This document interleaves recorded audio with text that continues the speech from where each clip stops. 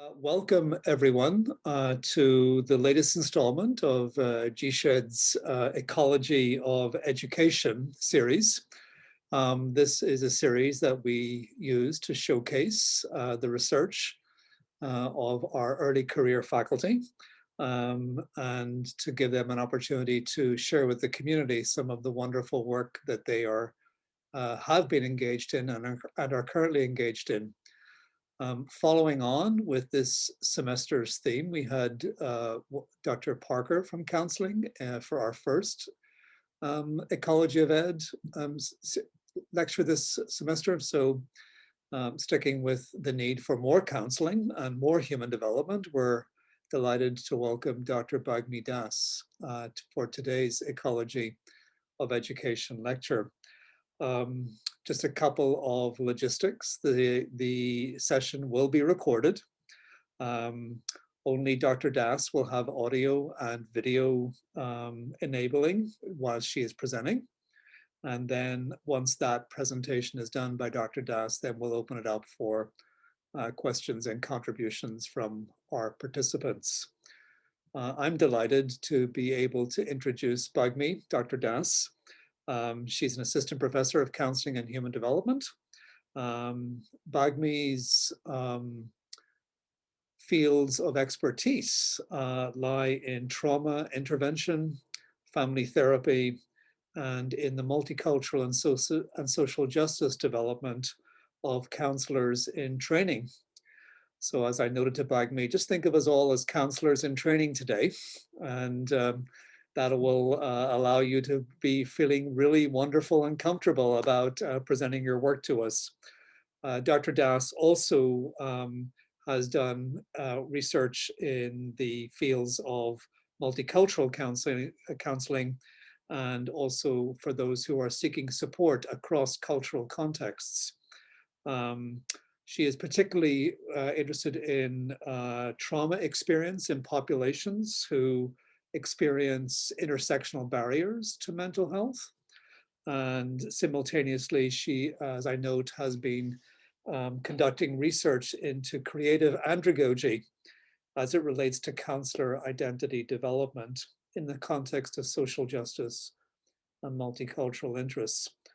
So Bagmi, Dr. Das, with that introduction, I'd like to hand it over to you to present your work today on sexual violence in South Asian American women and how they seek support as they experience and seek to get trauma support after that violence. So Dr. Das, it's over to you. Thank you so much for the introduction, Dr. Green. So I just want to let you all know that I know that Dr. Green reviewed a lot of my interests and a lot of my research. I am going to focus today because my research is very varied, though it's all flowing around this multicultural and trauma lens. I'm going to focus my research today on research that I've been doing for probably the longest amount of time. So this specific research presentation will discuss a couple different studies, but this is revolving around the themes of support seeking after sexual violence in South Asian American women. So before I get into the agenda, I thought I'd share a little bit about why I got into the research. So in case you cannot tell, I am a member of the South Asian community and a woman. Prior to getting involved in even the counseling field, I had special in-group access to the South Asian community because I was part of it. And I realized that mental health was not discussed when things happen to people, whether it be that they had a bad grade versus a traumatic event. It was usually kept in the family, kept tight. And when I got to college and my eyes were open to this whole world of mental health, I also developed an interest in becoming a sexual assault advisor. And I worked with a lot of women, varied ethnicities when I was working with them, but I still had this passion for how does our community, the South Asian community, react to trauma and how do we seek support after it? So I'm going to explain a little bit more about my why when I get to the background literature, but I just wanted to give you a situation for where I came into this from.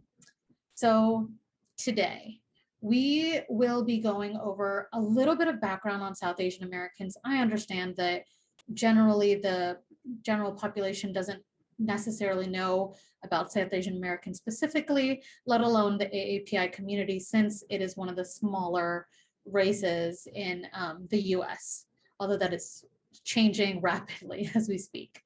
I will also discuss with you my theoretical frameworks and why I approached the research from the way that I did.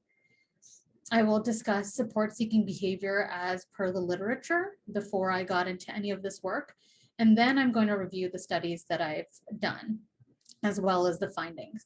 I will be happy to answer questions about the details of the studies in the question and answer portion, but because of the time limit, I will stick to kind of summary of the quantitative studies and more descriptive results for the qualitative. After that, I'll follow up with some implications for counseling South Asian Americans. So what does this all mean? And I know that I have some students on our call, so hopefully this is helpful, and future directions for where I'm planning to go from here. So let's start with a snapshot of South Asian Americans. So first, I'm going to South Asia.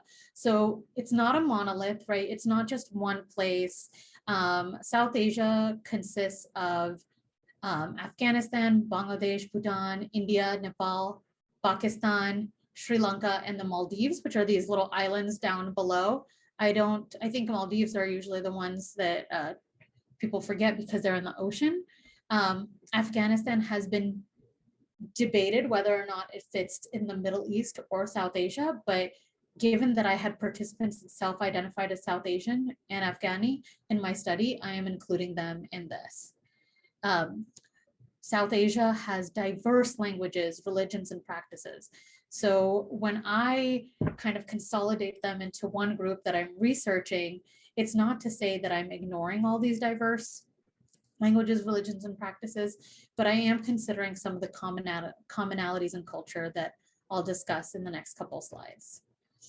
So given that I've explained South Asia a little bit, just bare minimum, I'm going to share a little bit about the South Asian immigration to the United States. So it is considered a diasporic movement. A lot of people that are in the United States that identify as South Asian did not necessarily come here straight from South Asia. So due to indentured servitude in the past and opportunities abroad for South Asians in the 1800s and early 1900s, you will see many people here in the United States today that came to the US from India or Afghanistan or Pakistan, etc., via the Caribbean or via countries in Africa. Kenya, South Africa both have large populations. And then they've settled here. So South Asian Americans now here, also not a monolith. The AAPI community overall has actually the largest income inequality of any race. So I want to acknowledge that in the people that I've studied, I am looking at people that have come here with no money or with plenty of opportunity, with religions that have been discriminated against, religions that have not been discriminated against. There's a lot of nuance to their experience. But I am now going to switch us to focusing on the commonalities, but first discussing theory to explain those. So because I was working with sexual violence, I approached this from feminist theory lens.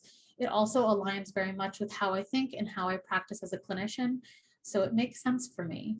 But in the case of this research, feminist theory frames the experience of sexual violence as that of power. And the social messages that the survivor receives create differentials in power and define how they might act with the powers that be. This also means that I am looking at the dominant discourses, and I cannot understand dominant discourses in an immigrant population without acknowledging acculturation. So acculturation, in the way that I look at it, and John Barry, who is a pretty prolific researcher with acculturation, is that it is not necessarily a unidirectional acculturation. Rather, when people arrive in a new place, they are both engaging in acculturation of their new dominant ethnicity, or sorry, dominant messages in the dominant society, and enculturating themselves in the ethnic community. And this makes a lot of sense for South Asians, because South Asian communities in the US largely describe themselves as a third culture community, which means that they are neither fully Americanized or aiming to be fully Americanized, nor are they trying to go into their community. Rather, there are many South Asian groups that are either religious, social, cultural, dance, or activity based, that allow for enculturation into their ethnic society, while they're similarly sitting in the world adopting to the dominant society. Moving forward, if I look at the support-seeking literature, I understand that through this feminist theory lens of what are the messages that survivors are receiving. So support-seeking overall in the South Asian community is defined by the concept of collectivism. So collectivist communities typically try to honor the good of the whole over the good of the individual. This means that when something happens, or when somebody is experiencing emotional strife, the priority goes to keeping things within family, to not bring any shame or dishonor to the family itself. This means that for professional services, even though South Asians have demonstrated some of the highest rates of anxiety, suicidal ideation, and depression among the different ethnicities that have immigrated to the US, South Asians, along with the other AAPI persons, use the fewest services. So why is this? There are several barriers to seeking support in the South Asian community, and I haven't even got into sexual violence. So before even thinking about sexual violence, there is a struggle in the South Asian community because of this internalized model minority concept. So first, the model minority concept, as I think many of us know on this call here, it's not proven. It's an idea that was propagated not by people of color, but by the majority to create a differential and try to make it seem like some immigrant populations, some populations of color were doing better in the US than the others. However, and while that has been chopped down several times, there is an internalization of that model minority concept, at least the literature says so. So this affects support seeking in two ways. One is that they want to save face. The idea of going to somebody and putting it out there that they need help impacts their internalized concept of model minority. The other is, if something happens to them and it is perpetrated by a person of the community, they do not want to disclose the crimes because they want to keep the model minority concept going as well. The other thing, and this is when it comes to discussion of sexual violence, is that discussion of sex, dating, etc. is very taboo in the family in South Asia, which means that it is hard to define the experience because you don't have anybody in your family to talk to about it. Further, in South Asia itself, there is a lack of formal sex education, which means words such as consent, penetration, etc. are not explained, which means that if somebody experiences sexual violence, they might not have the actual words to talk to anybody to figure out whether or not what their experience was and how to define it. We also know that the values and attitudes towards sex are carried through immigration to the United States. So if somebody's parents, grandparents, great-grandparents did not experience formal sex education and did not have the language to develop these understandings, they likely are not passing it down to their children, and they're not bringing it into the home and the discussions. I do think, and knock on wood, I think that my research is showing that this may change. So I'm crossing my fingers and really excited. But then there's another big reason that some things have changed, and this also showed up in my research. In 2012, there was a rape case that was highly publicized internationally that took place in New Delhi. And I'm not going to go into the details, but it was a very gruesome case of rape. And when it went into the global public eye, South Asia, specifically India in that case, had to do some hard introspection as to what was happening in society that this happened. And there was, just to let you know, there were a bunch of witnesses and people didn't do anything. What was going on in the world that this happened? And then further, how are they going to address it? So since then, there's been kind of a resurgence of a women's safety movement in India specifically, but there have been more discussions on the Western end by South Asian Americans about this. So after all of this information I had about how South Asians communicate and look for support and how they understand and define sexual violence, I tried to figure out, the family is who people would usually go to. They're a collectivist society. But the discussion of sex is taboo. But there's discussions that might be able to happen on a different plane because of the Nirbhaya incident. So what do survivors do? So my first questions started when I was at Penn State, which was my graduate program. I tried to figure out survivors, who will they reach out to? And realistically, when they reach out, what types of reactions do they receive from their supports? I did use an acculturation lens to understand this. So in this first study, I did cross-sectional survey of with using standardized questionnaires and open-ended questions. I had 77 participants that completed all of the work. And in this, I found four main things. First, I found that in this particular research project, it did not matter whether or not they were immersed into the dominant society, Western society, or their ethnic society.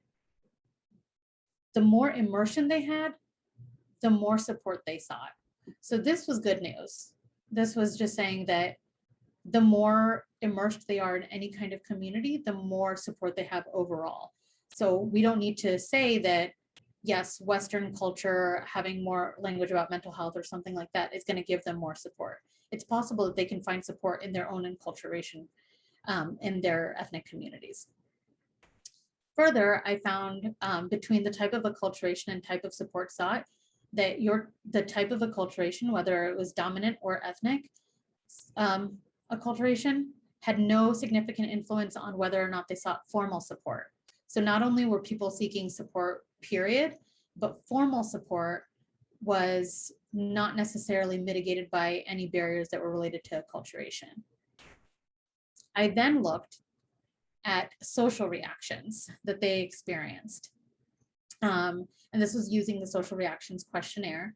I found that there was a significant positive relationship between the number of supports used, which could be from either enculturation or acculturation, and the overall positive reactions they received when they sought support. I did see that there was a difference in family members' reactions.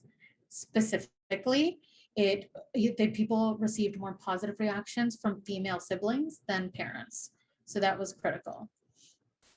And the other part was that there were significantly more emotional support and overall positive reactions from friends.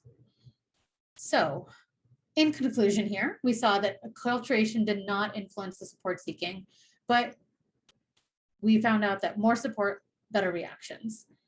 In the open-ended responses, which I did have on this just to kind of explain the data, I just asked about what was helpful, what was not helpful after their experience of sexual violence. And there were some brief anecdotes about finding new coping skills or finding support in friends and being dismissed by family. So very diverse experiences, and I wanted to know more, which led me to my work here at GW. And I apologize for breezing through that part, because that was all background to the work that I really want to present today, which is what is the experience of support seeking for survivors of sexual violence in the South Asian diaspora? I conducted a phenomenological inquiry into support seeking experiences for the survivors of sexual violence. In this process, I conducted semi-structured interviews with 20 participants that self-identified as sexual violence survivors. These participants did identify as having heritage in India, Bangladesh, Afghanistan, and Pakistan. So Sri Lanka, the Maldives were not represented in this sample. I also found, I have to note that they were talking about their own support seeking. There was no intervention that I inputted to find out about their experience. Through this, we, and I say we as myself and 3 other doctoral students, who I do not know if they're on this call, hello if you are, we found 3 overarching themes with 6 sub-themes to describe this phenomenon. First one, and I will be sharing some quotes in the next few slides, so I do want to share that some of the quotes can be frustrating to see, upsetting to hear. I ask that if it is frustrating for you, please, I will not be offended if you need to turn off your video or go somewhere. I just want to make sure that you all are forewarned about that. So in this research, my first theme that I found was emotional stress and cognitive self-blame influence the support seeking. So the participants described their experience of sexual violence as well as their cognitive understanding of violence through the narratives from their cultural and family influences. And they talk about their emotional processes through all of that. So let's first talk about emotional stress.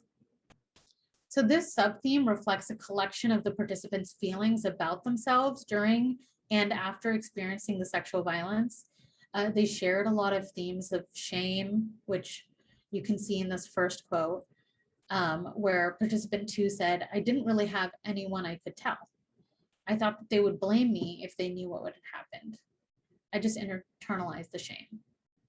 Similarly, you see participant 5, where she said, "I experienced probably a lot of shame. In terms of my community, religiously speaking, I didn't know who to talk to or who would be ready to listen."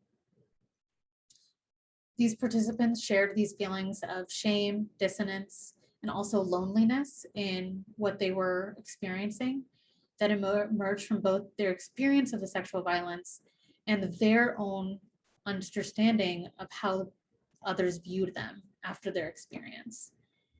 Their emotions of shame and dissonance negatively impacted their likelihood to seek support and how they sought support, while the overall feelings of loneliness were indicative of how shame and dissonance isolated these participants from the loved ones from whom they might have sought support.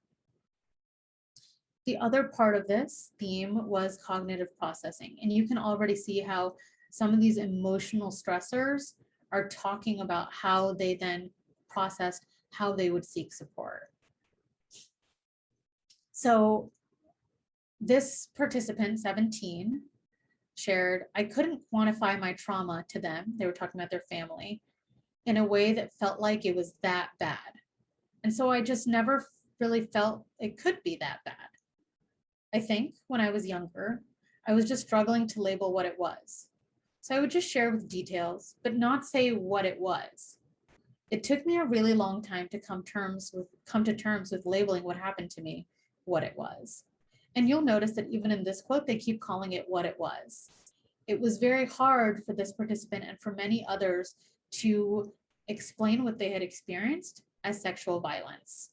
Many of them unfortunately shared that their experiences started when they were young as children, and their experiences compounded, but at no point were they given the words or the language to share exactly what that was, whether it was molestation, groping, sexual abuse, sexual assault, rape. They weren't able to use these words.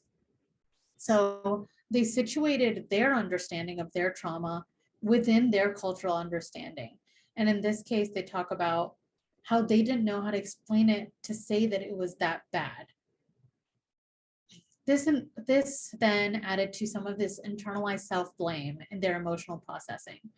So to a great extent, the participants' understanding and perception of sexuality, and their sexual violence was influenced by both their family and cultural values when they were brought up.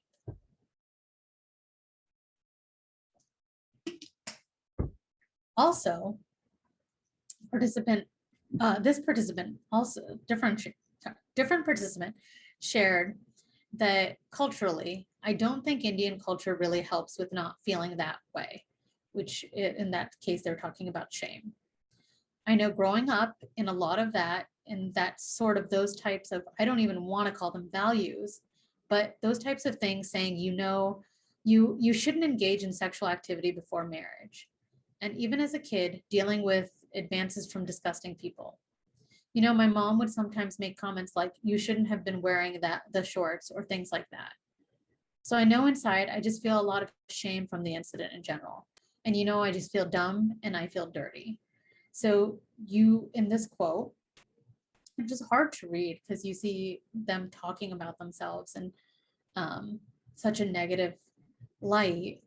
In this quote, you do see how the normalization of sexual violence and kind of the blame that their mother had put on them when they were younger leads to how they're interpreting this new incident that they experienced as an adult, where now they perceive this as their fault and they feel like they made a dumb decision and now they are dirty.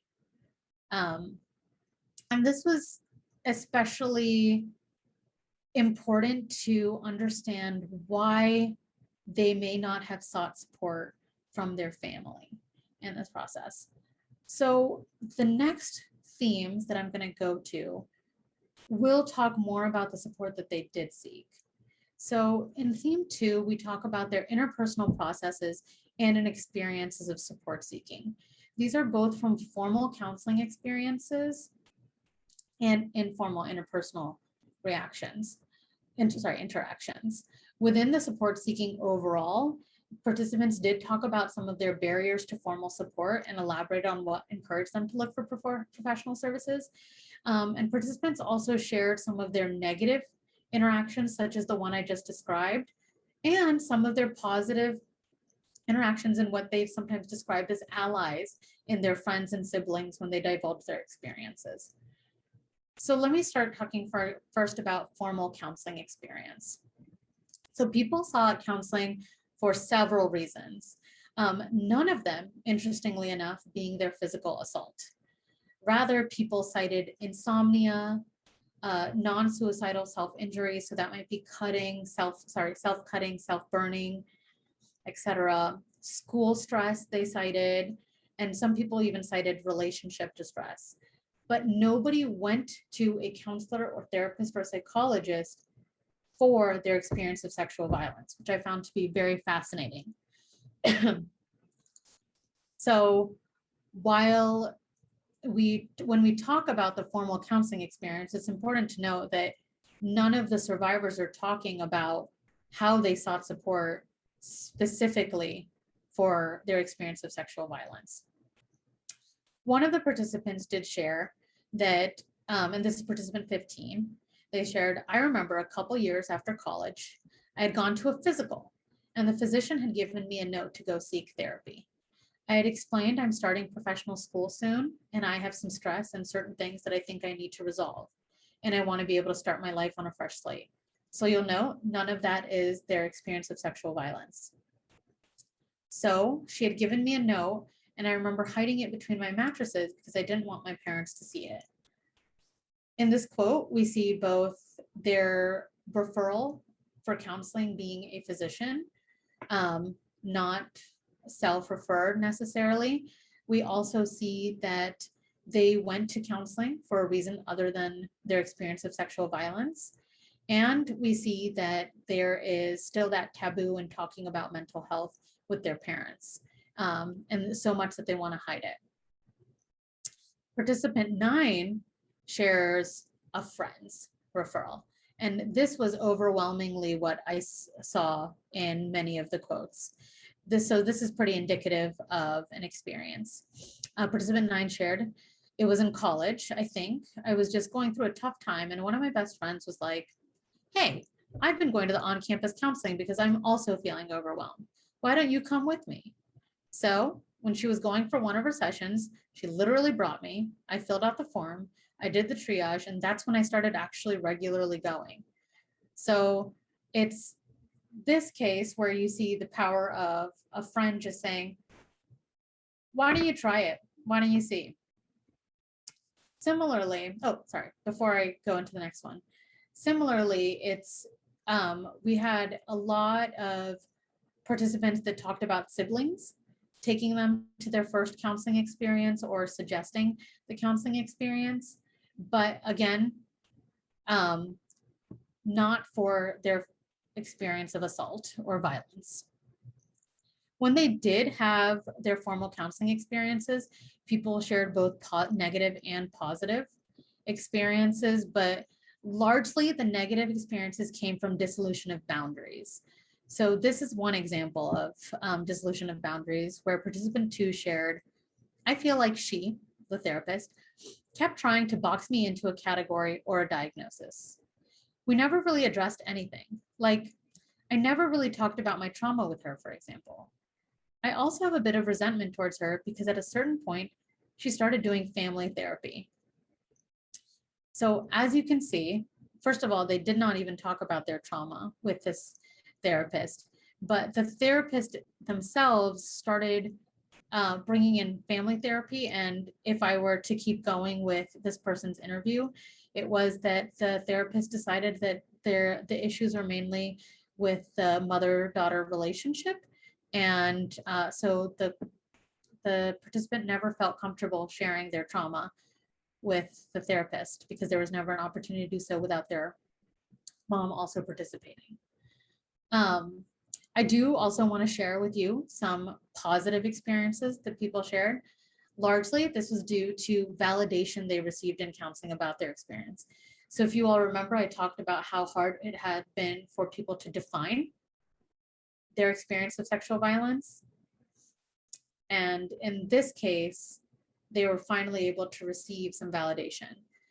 Participant 4 here shared, that was the first time I had openly discussed with anyone about what had gone on in my childhood.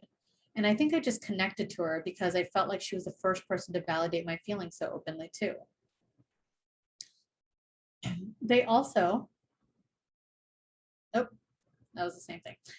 They also talked about their informal interpersonal reactions, which is the next slide. And seeking support from informal sources, participants did receive a range of reactions. Positive reactions were always about empathy, encouragement, motivation. However, some participants also received doubt, questioning, invalidation, and blame. Though one participant out of the 20 mentioned telling a parent, most participants shared their stories and experiences in disclosing to siblings and friends. Many mentioned sisters, which I discussed before as kind of a referral source.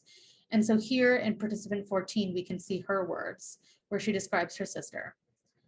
We've always been close, so she ended up telling me about her experience. And I think one thing just led to another as we were talking and venting about just how disgusting some people can be and how it shouldn't take for someone to have a sister or a mother or whatever to understand that it's just a wrong thing to do to another human being, that I ended up telling her. So in this case, the sister had a similar experience and they were able to talk about it. Female friends were also mentioned similarly because they were able to talk about like experiences. However, while some people did receive validating responses from their friends, they also received other responses because when the perpetrator was a mutual friend. Participant 8 shared that some of their friends said, like, what? Seriously? He did that? Are you sure? And in this case, they're seeing that their friends don't necessarily believe them. Moving on, I will talk about theme 3, and then I will bring this all together. Theme 3 is what I was most excited to share with you all. I found this to be the most enlightening of many of the themes because I haven't seen much about it in the literature. And I can see how this transfers into research I will continue into the future. So the first sub-theme in that is societal change. Oh, sorry. The theme 3 is cultural and societal dimensions that influence support seeking. The first sub-theme in that is societal change. So this reflects general changes in attitudes towards therapy and specifically therapy for sexual violence.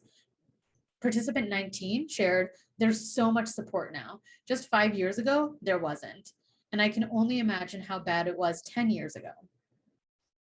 Others mentioned social media, such as the Me Too movement and Instagram posts, specifically Instagram posts that were South Asian oriented in nature, and even more specific to that, Afghani oriented or Pakistani oriented in nature. More specifically, in societal change, people pointed to the Nirbhaya case that I mentioned before, but people also pointed to, which I found fascinating, Dr. Blasi Ford's testimony at Justice Kavanaugh's confirmation.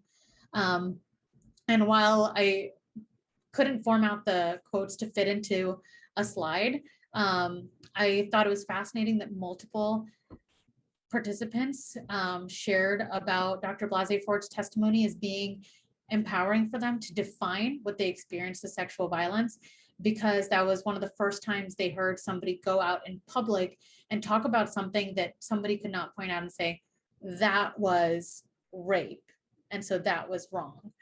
Because Dr. Blasi Ford's experience was sexually violent, and not fitting into that category of a stranger assault or a stranger rape, they were able to kind of see more similarities in their experience and hers, which was very interesting to me. And the other things that they mentioned as being helpful with societal change is TV shows validating some of the nuances of sexual violence and what it looks like and what the effects look like. Specifically, I saw people highlight Big Little Lies, which if any of you have seen, it's on HBO. It does share interesting dynamics of both domestic violence and sexual violence within the show that do talk about the difference between consent and not consent and what is violence and what is not violence. The next theme, and so societal change, I was fascinated by this, cannot wait to delve into this more, which I'll talk about. And then empowering others was the other sub-theme within this last theme. And this is where I talked about at the beginning of this whole presentation that it really gives me hope. The participants overwhelmingly acknowledged wanting to break the cycle of silence that influenced their own processing of their sexual violence. So this quote, I think, sums it up. She says, we'll do better for our kids. One conversation that I've had, one of my cousins, she has a 3-year-old son right now. One of the things we've talked about is that when we have kids, I think one of the ways to break this cycle is you have to teach your children that just because someone is older than you, you don't make them your elder. I can't really do much for the 16-year-old I was, but I'm hoping that this is a way I can give back to somebody in some way. I want to acknowledge that that is a hard thing to do in South Asian culture. Respect for elders is a huge part of it. Understanding that you have to develop your own understanding of your experience is a big move for somebody. So this quote really stood out to me, that they were not only acknowledging that they need to break the cycle for future generations, but that one of the parts of the cycle they need to break is a critical part of what they understand as respect and community. So I'm moving to, taking up so much time. I'm moving to the important implications I've gotten to for counseling and advocacy. So for counseling, it is critical that we understand shame development in the South Asian community because there are many layers and many factors to why the shame is so strong and the self-blame is so strong in the South Asian survivor population. I also saw that because we had so many participants, all the participants talked about how they entered into a counseling relationship without, not for their sexual violence, but for some other need. I saw that we need as counselors to engage in trauma assessment from the outset so that we are finding out whether or not sexual violence is at play for how they are feeling about themselves and the narratives they've created around themselves. We also need to navigate ideological barriers in being sexually violated and seeking support. Some of this is cultural and social stigma and bias, and those are hard to tear down, but there are parts of people's culture that are beautiful that they want to keep, and there are parts of their cultural upbringing that they may align with, but are also tearing apart their self-concept, their self-esteem, and their understanding of where blame and shame lie in their experience. Advocacy is the other critical part of what I took away from the study. First is that I understood the impact of societal change and everyday activism at both individual and systemic levels. I think in most studies, they have talked about the importance of somebody being able to bridge the gap between the survivor and a formal mental health service, and how critical it is for first responders, crisis workers, et cetera, and even in our case, university workers to be able to say, hey, there's somebody that you can talk to about this.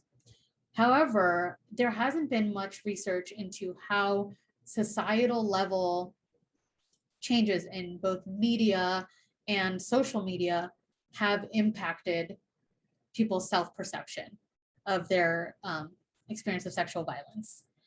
I also think that there needs to be a little bit more advocacy in the bridging the gap process. We talk a lot about first responders and crisis responders and university employees, helping people connect to mental health services. But so many of our survivors talked about their family and friends being those people that help them seek support. So there needs to be additional advocacy in non-professional environments. So whether that be community events, school events, et cetera, where people are explaining that this is how you talk to somebody when they've experienced sexual violence, and this is where you can lead them to, these are the supports that exist. Further, there does need to be some more advocacy, and I think all of my counseling and counseling mental health folks on this call will probably agree with me. There does need to be greater advocacy for understanding collectivist counseling. A lot of our work and theories are focused on individualistic values and counseling from an individualistic lens. However, that wouldn't necessarily be compatible with somebody that's grown up with collectivist values. And then finally, we need to break down some of the barriers to accessing mental health. Our participants shared that they were hesitant to share with their parents that they were going. So people shared that financial and insurance barriers became barriers for them in seeking support. And I don't know what the solution is, but we do need to do some more advocacy in how we go forward with our profession and creating access to our work that is a little less of an obstacle. And finally, I'm going to end with my future directions. I am now trying to work to understand the positive counseling experience of survivors. What was it that they experienced that was positive? I got just kind of the empathy, the validation and the empathic responses, but I want to know more. I want to know more about the actual interventions used, possibly theory used by their counselors and therapists that actually helped the survivors. in the South Asian population. I also want to understand the impact of media and counseling on mental health, and increase passive education about sexual violence and availability and types of supports. And when I say increase passive education, I mean, I am looking for grants, folks, where I can create passive education materials and active education materials that can be disseminated in the community about both sexual violence and mental health support, so that more of those informal supports are aware of what they need to do when somebody comes to them with their experience. Right now, just to let you all know, I am working on understanding the media aspects. I am doing a mixed methods exploratory analysis of AAPI, what we're calling edufluencing, that was taken from other scholars, which includes the South Asian community, to understand the mental health so education influencing people are doing on social media, specifically Instagram. And I'm also trying to do some qualitative interviews with counselors that have experienced sexual violence to understand, and I use counselors very specifically because they're, I have access to them, first of all, and second of all, to be able to understand how they take such a traumatic experience, process it, go through a graduate program, and then start working with others in such a trauma-ridden environment. So these are my references. I'm not going to go through all of these because that's a lot of time, but I want to say thank you. This is a time to get questions and thoughts. I have 10 more minutes. And these are QR codes for two of my articles that have been published on this topic. Another one is in press, and another one is, I have to send another revise and resubmit by February. So feel free to download the article if you are more interested, and if I spoke too fast for you all to understand. So yes, questions, thoughts, grant opportunities, happy to hear. Dr. Das, thank you so much indeed for a really, really challenging, but also really educational last 45 minutes for me at least. Just really looking at the contours of your work and the importance and timeliness of your work as well. I know that Dean Foyer has also joined us for the session, so welcome, Dean Foyer. At this point, if you would like to ask Dr. Das a question or make a comment, then please raise your hand with regard to her presentation. I know Bagmi will probably get a lot more questions than the next 10, 15, or 20 minutes can hold. I'll first ask Dean Foyer if he would like to make a comment or ask a question, and then we'll open it up to the rest of the audience. Thank you, Dean Foyer. Thank you so much. Apologies that I could only come on a little bit later, but I did listen very attentively to what you're working on, Bagmi, and I just want to commend you for research in an area that is so deep in its relevance and touches on issues that are, for so many people, you know, what we somewhat casually refer to as pain points, but these are more than pain points, and you're doing something that has tremendous potential and great value. Can I ask just a question on one of the themes that you discussed and that you're working on, which has to do with this, what I think is a quite pervasive, shall we say, phenomenon in the way victims are blamed for their circumstances. And you have concentrated here on certain aspects of that in the South Asian community, which is, of course, tremendously important. And I just am curious whether, in addition to well, let me just make one comment, and that is that the pain experienced by victims that's brought about by others either insinuating or explicitly challenging the victims in terms of their own responsibility for their circumstances is something that I think is really quite pervasive. I know a little bit of this literature in a different sphere, but I would encourage you to read some of the writings of somebody named Primo Levi, who talked about the experience of survivors of concentration camps and what it meant when they were then either intentionally or inadvertently made to feel that they were being held responsible, accountable, or to some extent to blame. And it is something that causes monumental pain in victims. My question is there any research on what motivates those who are doing the blaming of the victims? And I've always puzzled about what is it that's going on in the minds and hearts of people who are interacting with victims, whose almost involuntary reflexive responses to say, well, what were you doing that brought that on? And why didn't you do more to get yourself out of that situation, et cetera, et cetera? Do we have any kind of theoretical understanding or empirical understanding of what motivates people to have that kind of reaction? If that's too long a question, we can get together over lunch someday and we can keep the conversation going. That's what came to mind. Thank you for asking that. I don't think it's too long of a question. I just think that parts of that are addressed in research and parts are not. I think there is an overwhelming cultural, and when I say culture, I mean that very broadly, societal tendency to blame the victim. However, in specifically with the South Asian research, what I've found to be very to be pervasive is this continued, and this is why I use the words breaking the cycle, is this continued cycle of blame. Often people have either experienced or seen somebody experience sexual violence that then was, they conceptualize that through it was their fault.